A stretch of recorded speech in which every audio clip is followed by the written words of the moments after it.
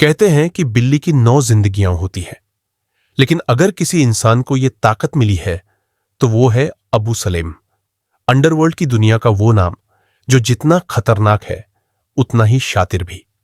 अगर किस्मत उसका साथ न देती तो शायद आज उसकी कहानी भी याकूब मेमन जैसी ही होती।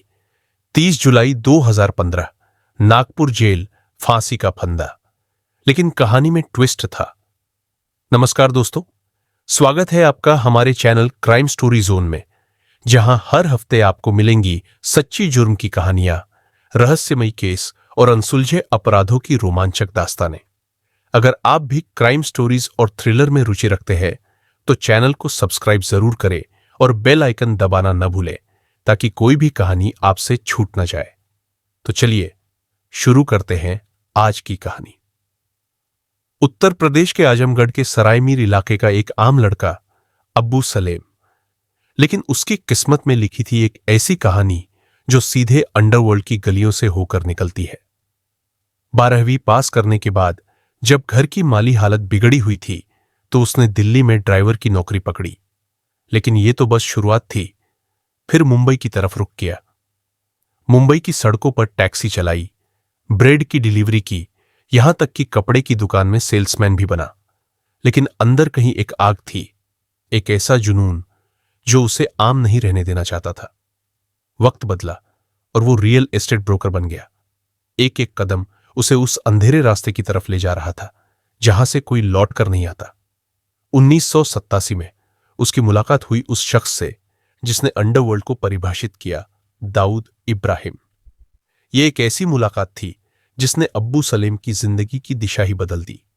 धीरे धीरे वो दाऊद का राइट हैंड बन गया और फिर वो नाम जो कभी टैक्सी चलाया करता था अब मुंबई का डॉन कहलाने लगा।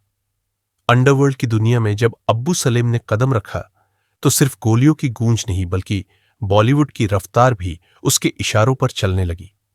दाऊद इब्राहिम के इशारे पर उसने एक नया खेल शुरू किया, फिल्मी दुनिया और बड़े कारोबारियों से जबरन वसूली का खेल। अबू सलेम, जो खौफ के साथ साथ एक रहस्यमयी करिश्मा भी रखता था। उसका चेहरा चाहे अपराध की दुनिया से जुड़ा हो, लेकिन उसकी शख्सियत में एक अलग ही जादू था।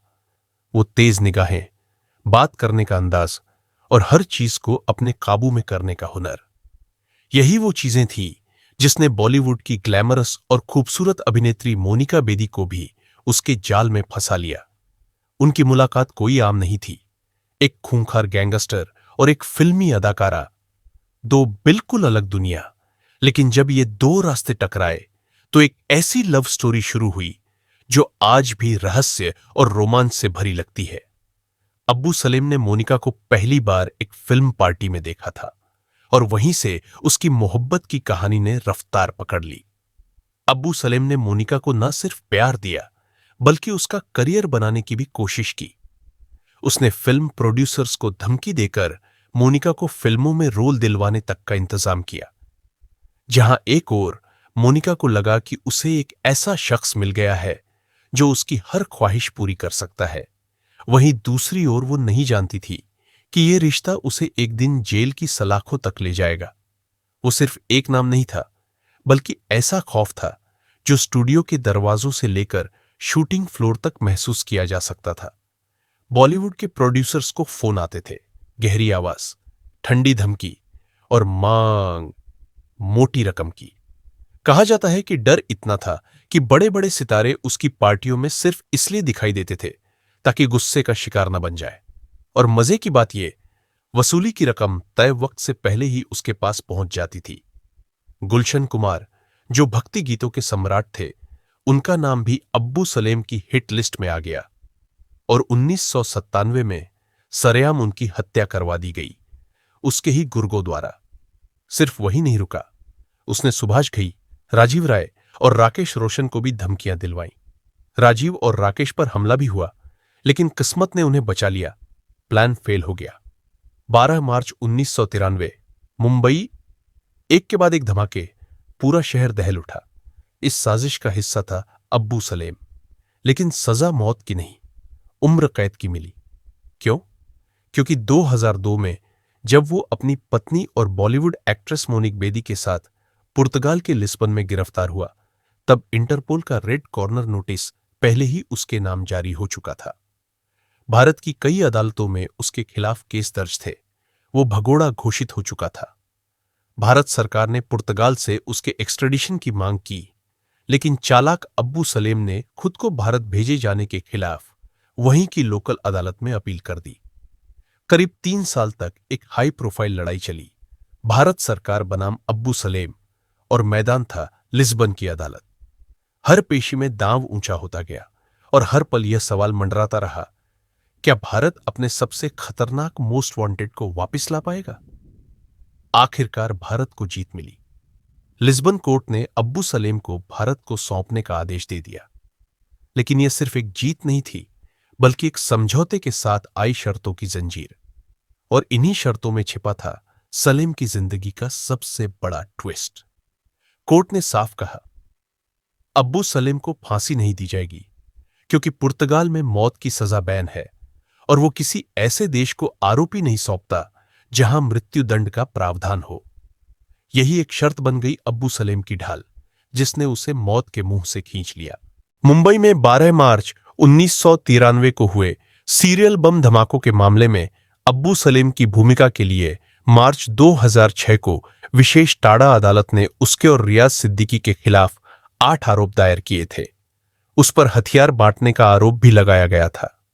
विशेष टाडा अदालत अंडरवर्ल्ड डॉन अबू सलेम सहित 5 दोषियों को सजा सुनाई थी। तभी से अब्बू सलेम को उच्च सुरक्षा के बीच मुंबई की आर्थर रोड जेल में रखा गया है।